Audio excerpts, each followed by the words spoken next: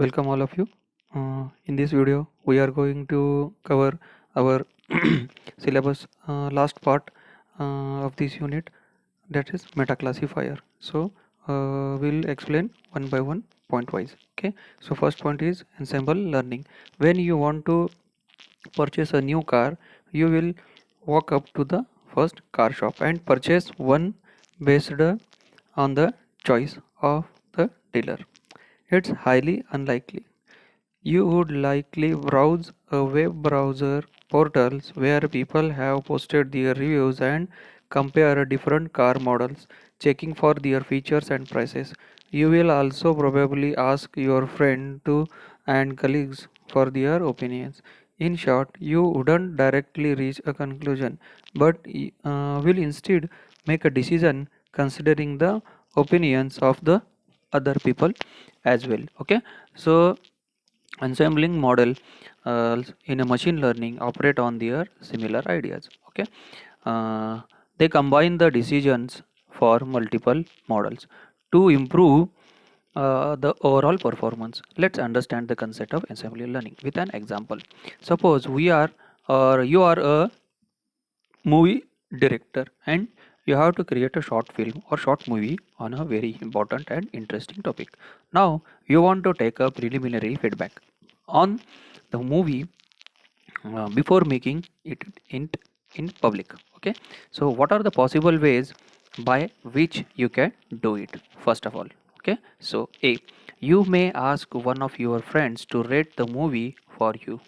Note, it's entirely possible that the person you have to choose loves you very much and doesn't want to break your heart by providing one star rating to the horrible work you have created. Okay, so B, another way you could be by asking five colleagues of yours to rate the movie. This should be provided a better idea of the movie. This method may provide honest rating for your movie, but a problem still exists. These five people may not be subject matter experts on the topic of your movie. Sure, they might understand the cinematography, the shots, the audio, and but the same time may not be best judge of dark humor. Okay. See how about asking 50 people to rate the movie, some of which can be your friend, some of them cannot.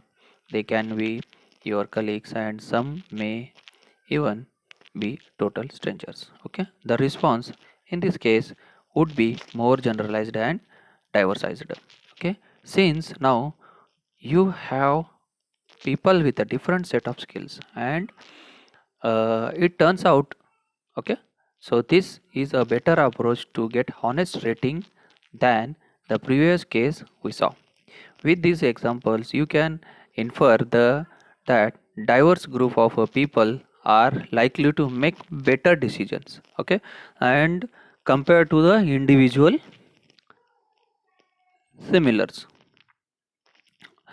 Similar is true for a diverse set of models in comparison to a single models. Okay, so a simple technique as ensembles techniques. Okay, max voting. The result of max voting would be a something like this. Okay, colleague 1, colleague 2, colleague 3, colleague 4, colleague 5. Final rating is 5, 4, 5, 4, 4, 4. You can consider this as a taking the mode of all the predictions. Average of this is 4.4. Final rating is there. So weighted average is weighted average weight 0.23, 0.23, 1.18, 0.18, 0.18 and 0.18. Okay, so the result is calculated as in this way, and you will get the weighted average is 4.41. Okay, so now the next is bagging. Okay, so bootstrapping is a simple technique in which we create a subset of the observation from the original dataset with replacement. The size of subset is the same as the size of the original set. So bagging techniques uses these subsets to get their fair idea of the distribution or the complete sets. Okay, the size of the subsets created for the bagging may be less than the original sets. Okay, so following diagram shows that multiple subsets are created from the original datasets, selecting observations with replacement. A base model is created on each of these subsets. It was the weak model. Okay, the model runs in a parallel and are independent of each other. The final predictions are determined by combining the predictions from all the models. Okay, so bagged trees, okay, bootstraps, it's called also called as bootstraps. In this case, the assemble is built completely. The training process is based on a random selection of the splits, and the predictions are based on the majority votes. So random forest are an example of bagged tree assembles. So following diagram shows that exactly how the bagged tree is found. Okay, so next point is boosting. So boosting, before we got further, here's another question for you. If a data point is incorrectly predicted by the first model, and then the next will be combining the predictions provide better results. Such situations are taken care of by boostings. So boosting is a sequential process where each subsequent model attempts to correct the errors of the previous model. Okay, and the succeeding models are depend on the previous model. Let's understand the way boosting works in the below steps. Okay, a subset is created from the original dataset. Initially, all data points are given equal weights. Okay, the base model is created on this subject. This model is used to make the prediction on the whole datasets. Some these are the positive, negatives are there. Datasets are there. Okay, this is the base model. Error are calculated using the actual values and predicted values. The observation which are incorrectly predicted are given higher weighted. Okay, the observations which are incorrectly predicted are given higher rated. Here the three misclassified blue plus points will be given higher weights. Another model is created and predictions are made on the datasets. This model tries to correct the errors from the these previous models. Okay, so this is the diagram for correcting 3 plus blue models. Blue plus. Similarly, multiple models are created, each correcting the errors of the previous model. The final model is the strong learner. So that's also called as strong learner is the weighted means all the models weak learners. Okay, so thus the boosting algorithm combines the number of weak learners to form a strong learner. The individual models would be not perform well on the entire dataset, but they work well for some part of the datasets. Thus, each model actually boosts the performance of the ensembles.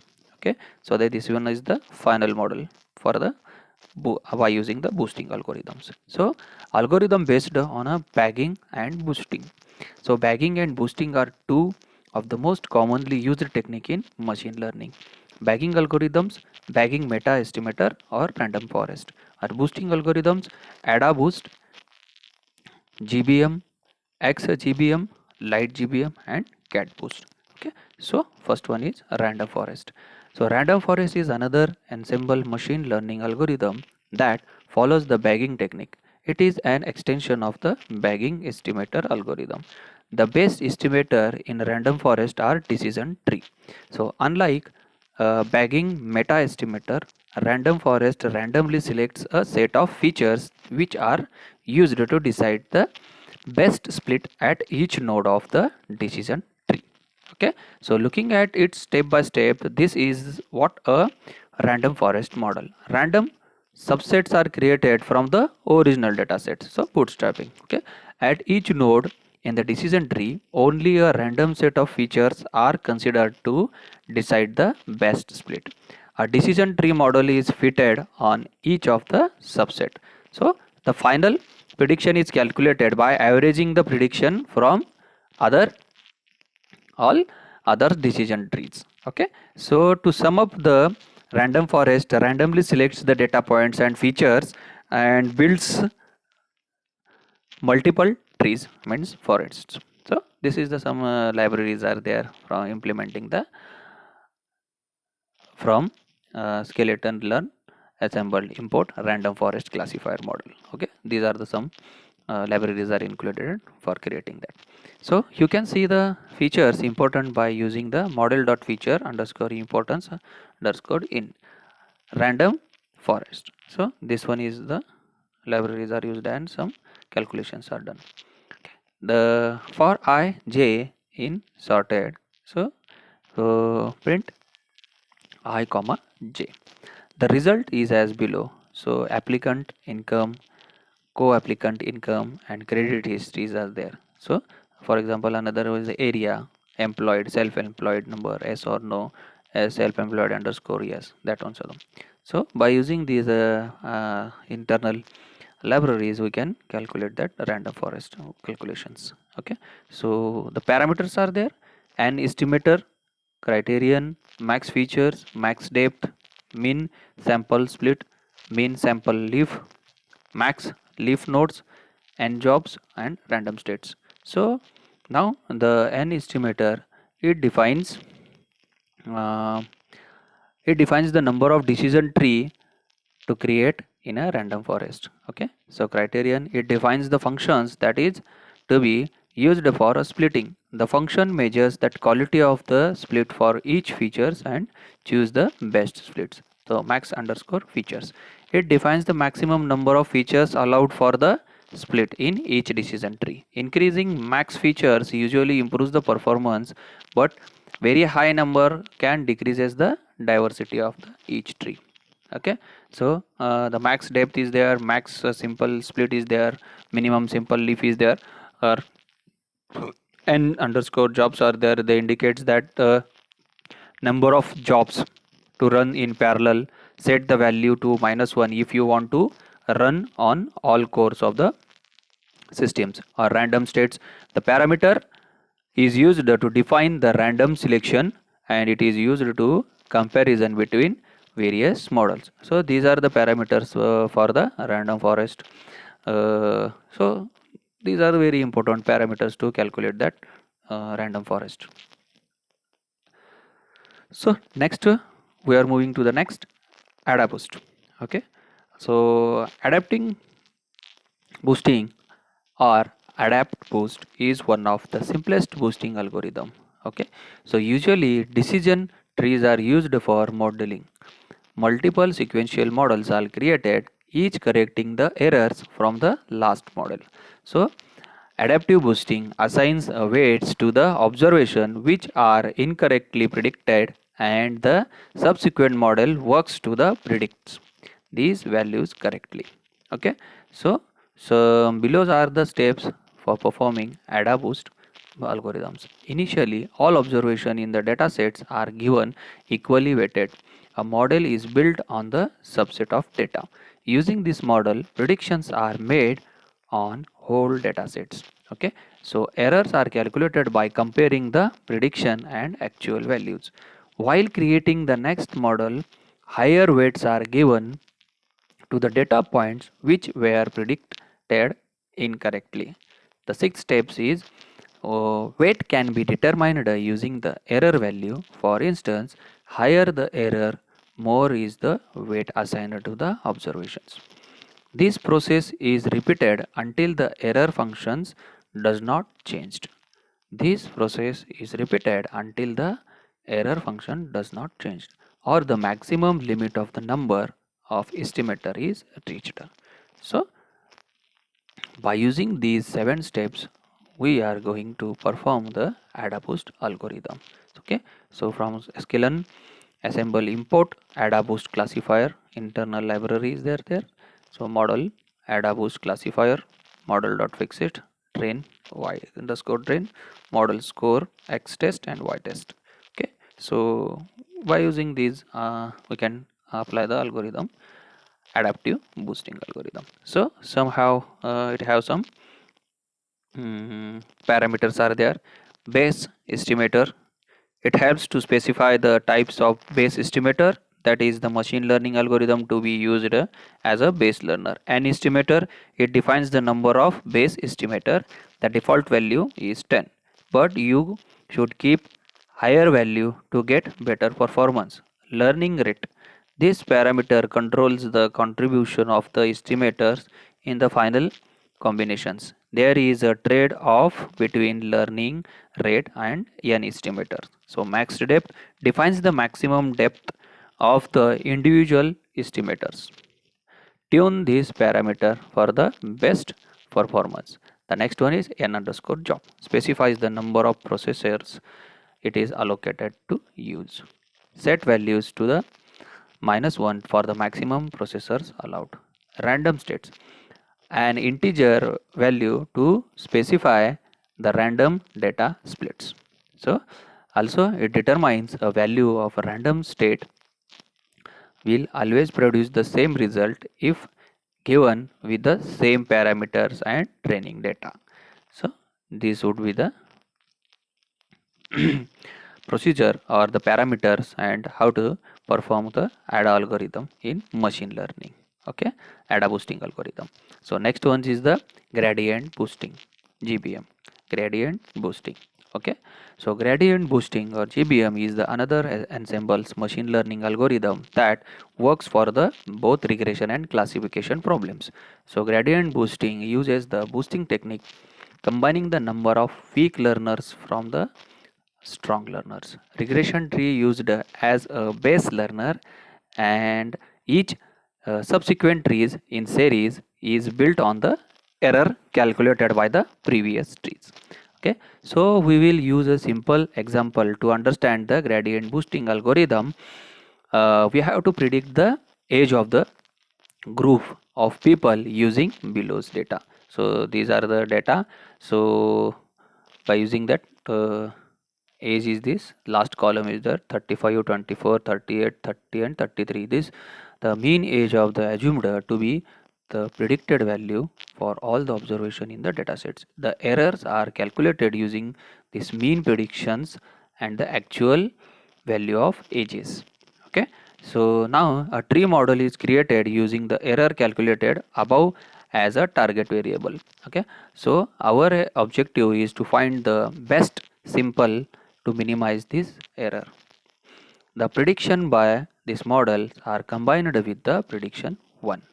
Okay, so this value calculated above new predictions. New errors are calculated using the prediction and actual values.